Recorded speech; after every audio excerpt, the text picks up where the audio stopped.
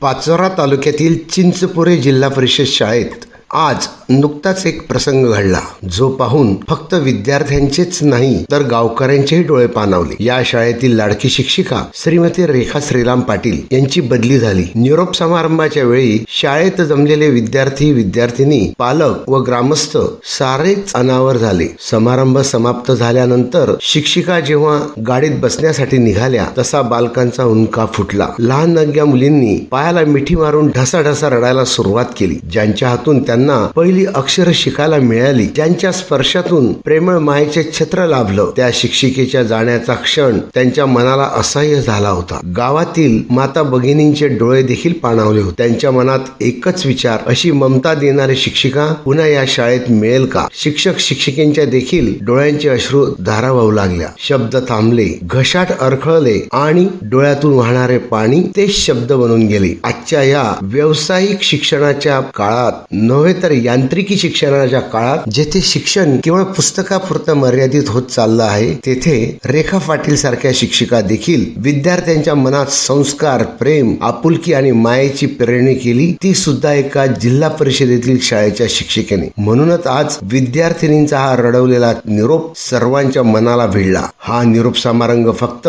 एका शिक्षिकेच्या बदलीचा न होता, हा होता एका पिढीच्या आठवणीचा, संस्काराचा आणि आपुलकीच्या नात्याचा। रेखा पाटील यांची बदली झाली, पण त्यांचं प्रेम, त्यांची शिकवण, त्यांची ममता ही कायम विद्यार्थ्यांच्या आयुष्यात सोबत राहील। गावकऱ्यांच्या मनात, शाळेच्या भिंतीत आणि प्रत्येक विद्यार्थ्याच्या हृदयात त्यांचं स्थान सदैव कायम राहील, ते देखील एका जिल्हा परिषदेतील शिक्षिकेचं। व्हिडिओ आवडला असेल कृपया लाईक करा, आपल्या मित्रांना शेअर करा, YouTube चॅनलला नक्की सबस्क्राईब करून त्या शेजारचं घंटीचं बटन दाबा, म्हणजे अशाच प्रकारचे पूर्ण व्हिडिओज आपल्याला सतत मिळत राहतील।